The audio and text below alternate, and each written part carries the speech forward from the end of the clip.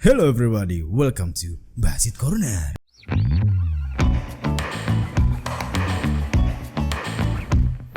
Halo, assalamualaikum warahmatullahi wabarakatuh. Apa kabar semua? Kembali lagi di Basit Corner bersama gue Harold Basit. Kali ini gue kedatangan bintang tamu dari seseorang yang biasa aja. Iya, gue tahu. Seseorang yang dia struggle dari dunia digital, berani resign dan dia fight di freelance gitulah. Kita sambut Alfon Fajri. Woy. Halo, gue gitu ya. Halo ya. Iya, halo. Oke. Apa kabar, brother? Baik. Baik. Bini belum ngelahirin ya? Sedikit lagi. Ini Ini udah ngitung hari nih. Bulan depan ya? Kalau menurut dokter sih ya pertengahan bulan ini, bulan depan atau awal Januari tahun depan. Tapi lu ini ya, lu tuh ngerencanain kehamilan tapi lu bisa pas ya? Iya enggak sih lu? Iya, karena kalau gua kan jos baik lah gua kan los baik lah gitu kan. Tapi sejadi-jadinya aja gitu.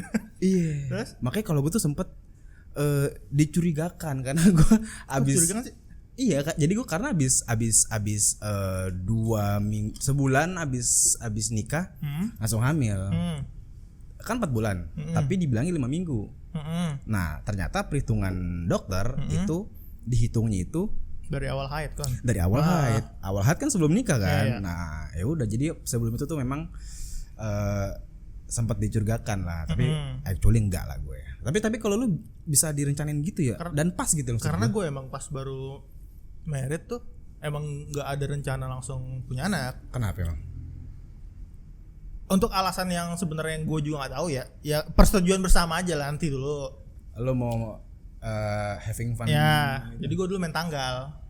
Oke. Main tanggal. Oh, biar lo nggak bini lo biar nggak hamil gitu. Jadi gue main tanggal begitu ngobrol-ngobrol kayak punya anak seru nih. Awal tahun ini. Ya awal tahun ini bini lo langsung hamil kan. Alhamdulillah kan. Dan itu tepat sih maksud gue. Karena kan biasanya kan orang kalau misalkan berencana buat ngerencanain kehamilan tuh biasanya itu malah lama, Pak. Jadi ntar lah gue tahun depan lah baru punya anak lah. Tapi ternyata 8 tahun baru. Ya ada kasus iya kan. Makanya gue waktu pas lu bilang lu ngerencanain kehamilan tuh gue agak-agak nih orang yakin apa gitu. Ya alhamdulillah lah. Tapi gak aman ya. Dikasih amanah kan. Faktanya kan lu udah hamil bini lu kan, dan mau ngelahirin alhamdulillah.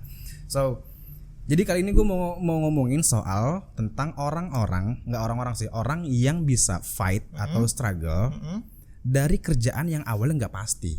Ya. And then akhirnya gue dapat dari teman dekat gue sendiri. Nah, lu mainnya di platform apa sih? Atau nggak gini deh? Lu tuh bidang lu apa yang lu mainin di digital? Sebenarnya gue dari digital itu ya, bukan digital ya, bisa dibilang dari internet lah ya. Dari internet. Karena dulu gue sebelumnya kerjanya memang di bidang itu. Jadi editing foto. Gue kerja di perusahaan ini. Ya gue kerja bagian editor dulu. Gak kebetulan temen gue, partner gue kerja, gue merhatiin tuh. Ya dia lebih tua dari gue kan, senior nih. Pas di sela-sela kerja gue perhatiin dia buka website apaan gitu kan. Dulu namanya Odesk. Ya. Gue tanya-tanya tuh, ini buat apaan? Jadi ini sebenarnya dulu kantor nggak suka karyawan kayak gitu. Waktu nyari kerjaan sampingan yang serupa sama bisnis kantor, bisnis perusahaan. Kalau side hustle-nya beda bidangnya? Nggak apa-apa. Oh, karena ini berdekatan banget kan. Oh, cuman jangan sejurusan lah gitu. Jurusannya sama. Alasannya apaan? Ya gue nggak tahu lah. Kan nggak ngambil. Ya padahal nggak ngambil klien kantor kan. Iya. Mungkin pembenaran dari sisi perusahaan mungkin karena biar fokus. Apalagi gue waktu itu terakhir posisinya project leader. Jadi takutnya bias lah jadinya.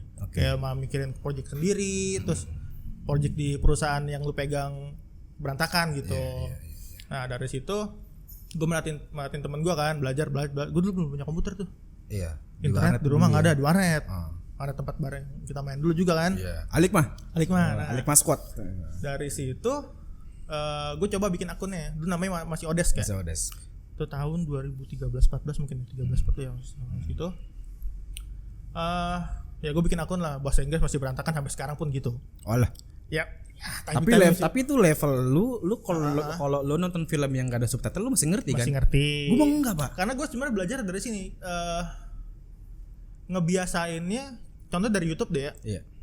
Kalau lo cek YouTube gue, mungkin yang gue subscribe yang bahasa Indonesia lo doang. Yang bahasa Indonesia gua doang. Iya.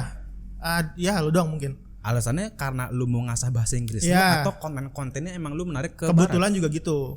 Jadi kayak konten-konten gaming. Iya. Gue lebih suka yang orang luar. Mungkin zaman dulu, zamannya tahun 2014 ya. Iya.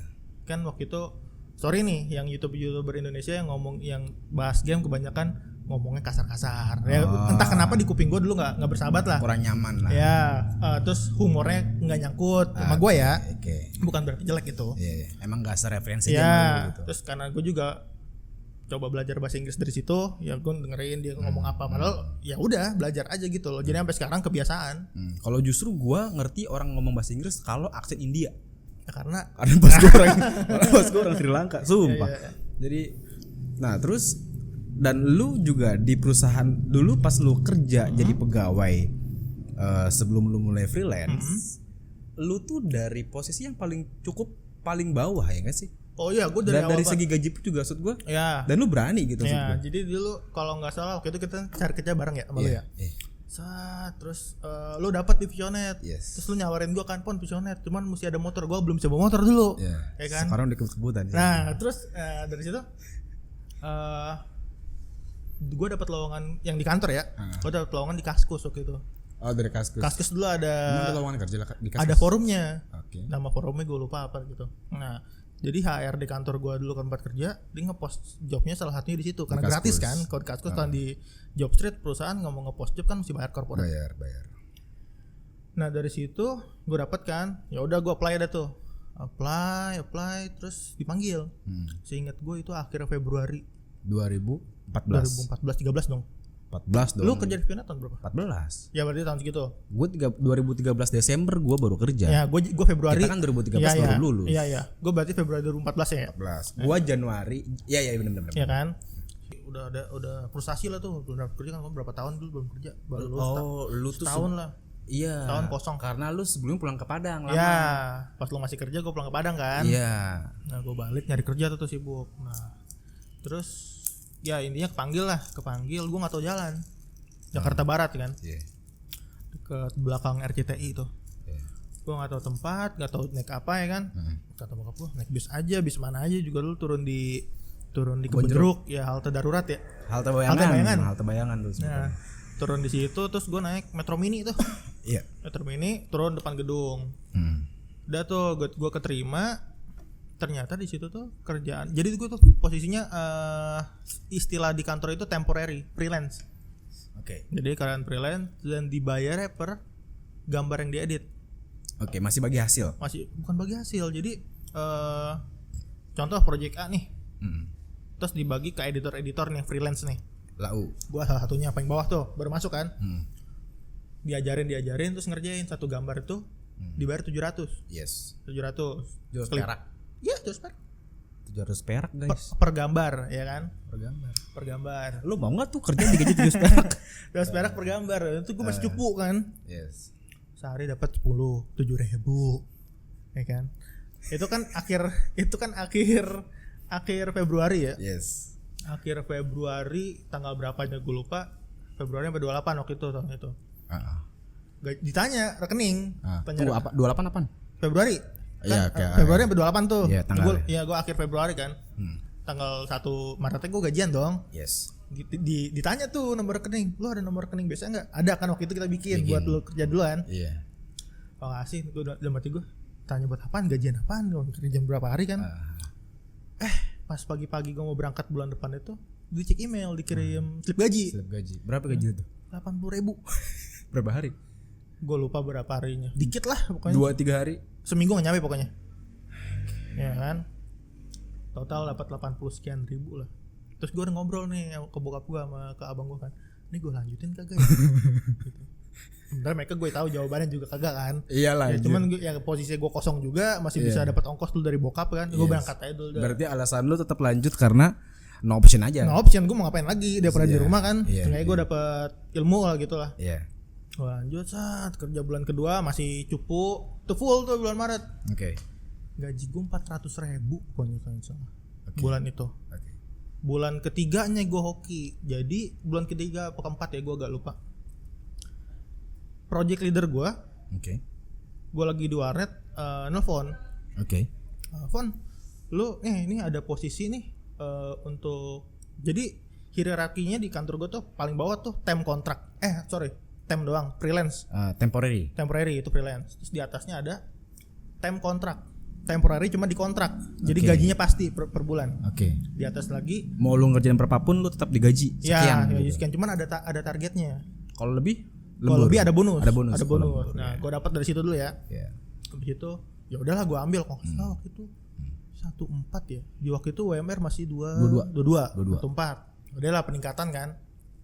Gue ambil ya kan, editor sebulan 2 bulan. Pokoknya enggak lama lah gue di temp kontrak itu. Jadi teman gue ini yang bawa gue ke kerjaan yang ini yang gue lihat itu. Dia posisinya waktu itu project leader. Megang project ya. Jadi dia project leader nge-distribusi gambar ke editor-editor. Ya, tim leader lah gitu. Tim leader. Dia pegang project, terus jadi yang pegang project itu ada 2. Project leader sama ada asistennya. Berdua umumnya. Nah, asisten dia ditarik ke project lain. Kosong dong. Kebetulan gue bisa project yang dia pegang. Nah, gue ditawarin lah. Lu mau nggak jadi asisten? Mau dong. Asisten tim leader. Ya, nah itu gue lengkap satu posisi. Jadi kan time kontrak, di atas lagi ada full time. Full time cuman masih editor. Gue langsung full time asisten project leader.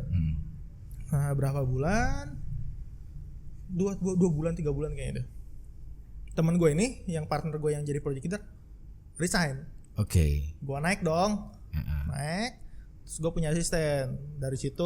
Berarti lu dari temporary terus temporary kontrak. Asisten tim leader. Baru jadi project leader. Ya, itu enggak nyampe setahun. Ada ya rezeki lah ya, beruntung lah di situ. Tergolong di kantor itu gue tergolong yang lumayan cepat naiknya. Ada juga sih yang berbakat lah gitu. Ya, dari situ karena gue udah main-main nyari-nyari project lain. Itu lo tahu dari si teman itu? Ya, teman gue itu di rumah gue udah beli komputer. Dulu gue belum punya komputer tuh. Gue belajar, dapet lah satu. Waktu itu gue posisinya waktu itu pas gue dapet project dari luar pertama nih. Dari Odesk nih ya? Ya masih Odesk ya. Masih Odesk. Itu kalau nggak salah pas gue posisinya masih editor.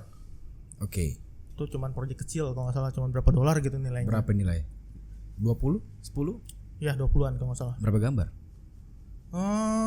Gua lupa deh berapa gambarnya, dikit lah. Lu pas lagi pertama kali dapat project dari luar, dari luar, dari eksternal gitu ya. Lu seneng gak sih? Ya seneng, karena kayak wah bisa nih. Orang percaya sama gua nih berarti nih. Bisa nih, ya kan? Even orang luar lagi. Itu posisinya akun gua masih baru lagi kan, belum ada history kerja apa-apa, gua enggak tahu dia faktornya apa buat milih gua, enggak tahu dah ya. Itu di situ gua dapat bayangan, gua di kantor dulu jadi editor dibayar cuma 700 perak. Satu gambar. Waktu gue pernah kali dapat project pertama, itu dibayar $0,2. $0,2 kalau pakai kurs sekarang ya 4.000 mungkin. 4.000. Jauh kan? Jauh. Atau jangan-jangan profit perusahaan lu memang segitu sebenarnya. Terus dibagi 700 perak. Pernah bocor invoice-nya. Gue lihat seberapa yang didapat perusahaan. Wajar lah ya, namanya juga pekerja terima aja kan. Ya nggak salah sih kapitalis. Ya nggak salah gitu. Ya kita kan negara kapitalis. Iya betul. Nah terus dari situ ya udah gue belajar cara nulis copywriter gitu-gitu. Mungkin grammar di mana walaupun masih pakai Google Translate ya. Iya. Udah. Terus di ending gue di kantor itu ya gue merasa udah bukan safe juga sih. Pas gue terakhir keluar dari kantor tuh emang lagi ada project yang lumayan. Supaya udah ngelebihin dari gaji gue dulu terakhir. Ya udah. Akhirnya sampai sekarang kan gue. Lu berani resign? Enggak, lu trigger lu resign tuh gara-gara apaan? Sebenarnya ya capek juga kan ya, jauh. Triggernya cuma gara-gara jauh? Jauh, cuman ya gue ngebandingin dari gini. Apa yang gue dapat di luar sama yang bisa gue dapat di kantor tuh jauh. Terus gue ngeliat juga jenjang karirnya nggak terlalu stuck aja kan. Gue udah di posisi yang cukup atas waktu itu untuk di bagian produksi ya. Di atas itu ya gue jadi project leader. Project leader habis udah. Gitu. Gak ada lagi. Kalau di bagian produksi ya, kayak gitu. Masa gue jadi HRD? Jadi gue jadi melenceng foto dong jauh. lu. Nah, terus lu iya tadi maksud gue triggernya berarti gara-gara lu ngelihat nggak ada jenjang karir, terus lu ngelihat juga benefit yang gua dapat, yang lu dapat nggak sebesar yang gua freelance, tapi kan ini freelance dari internet, Yes. nggak pasti. Kalau lu dari perusahaan kan even nggak ada kerjaan juga paling lu tetap digaji kan. Hal yang bikin lu tetap biarin deh gue tetap resign deh. Mungkin ada Karena itu kan nggak pasti maksud mungkin gue. ada faktor waktu itu kita masih muda kali ya.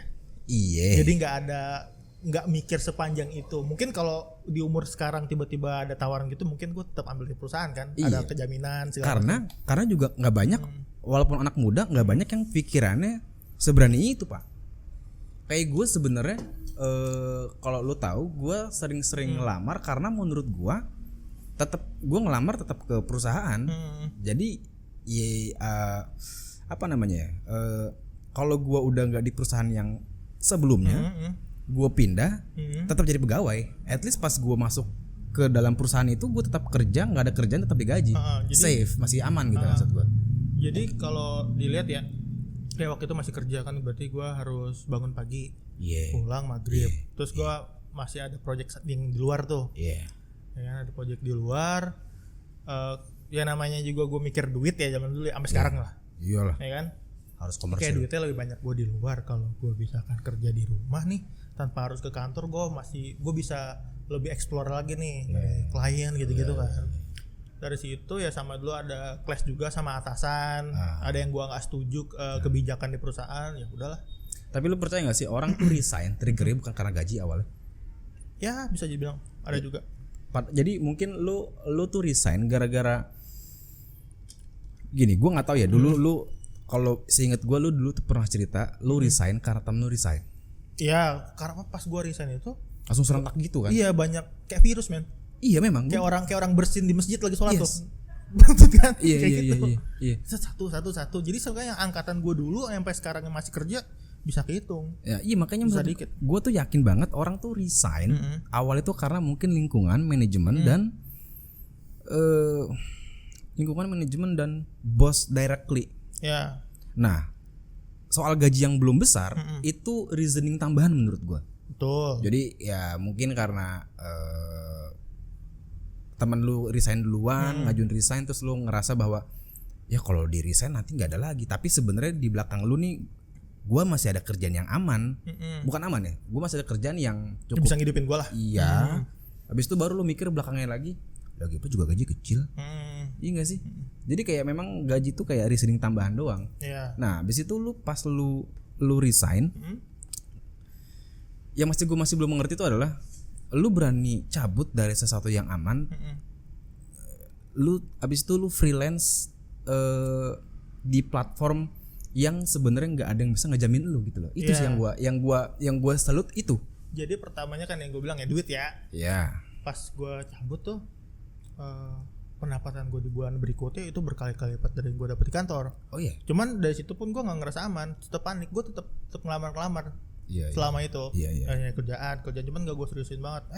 Ya udahlah karena keasikan di Upwork ini terus udah ganti Upwork yang namanya. Ya Upwork.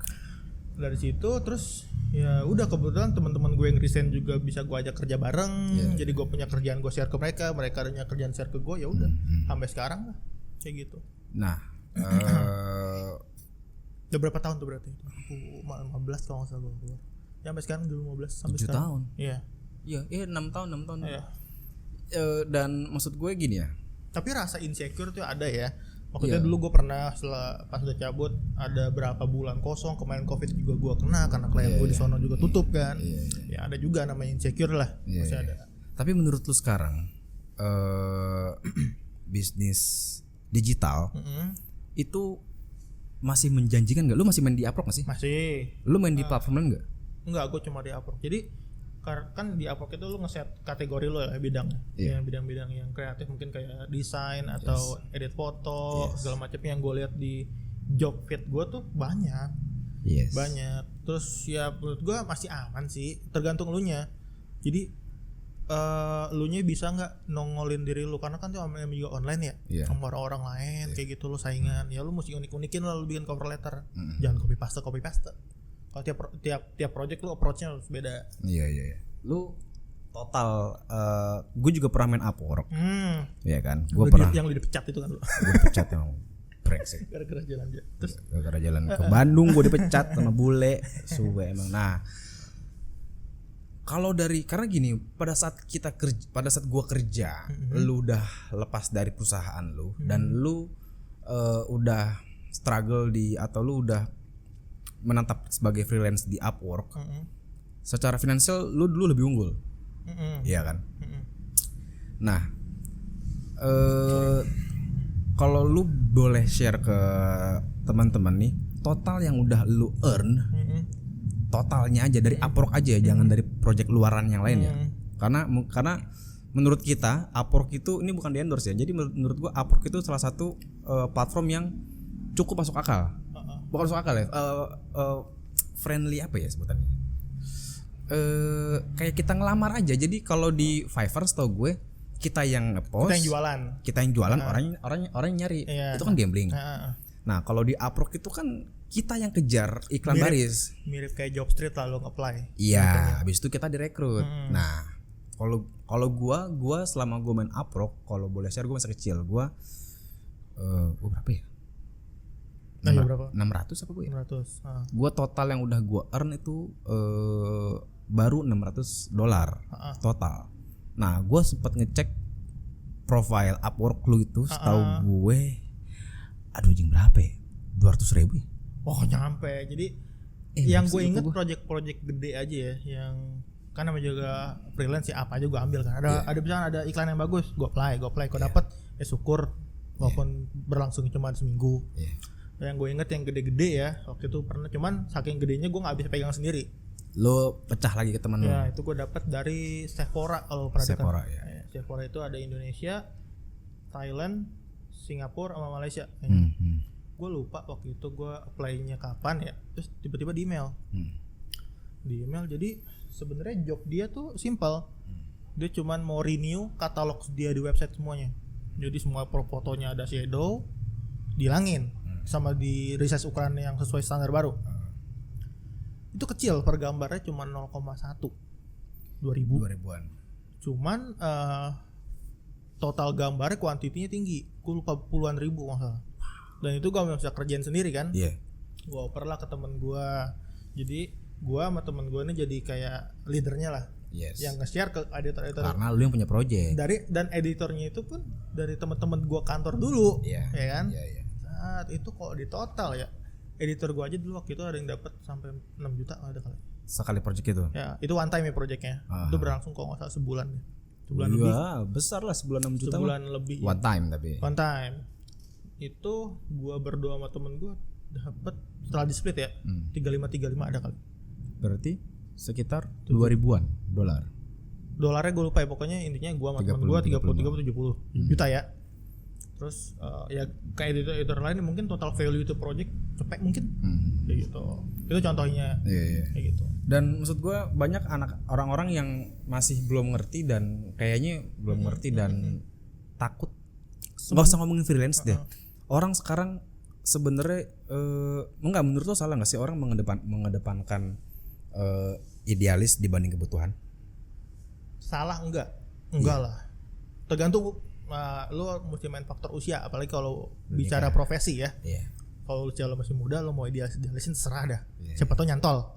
Kalau udah lo berumur, udah mid-20 ke atas, lo harus mikir. Kayak gitu, kalau nggak ada backup kan bahaya. Gitu. Nah, jadi banyak anak-anak sih sebenarnya, anak muda yang di under 30 itu masih takut. Gue sebenarnya agak geli ngomongin keluar dari zona nyaman ya, tapi ya masih banyak anak-anak yang under 30 itu masih nggak berani untuk keluar zona nyaman. Yang padahal kalau lu berani ngambil resiko itu, kemungkinan kita ambil contoh terdekat ya kayak lu.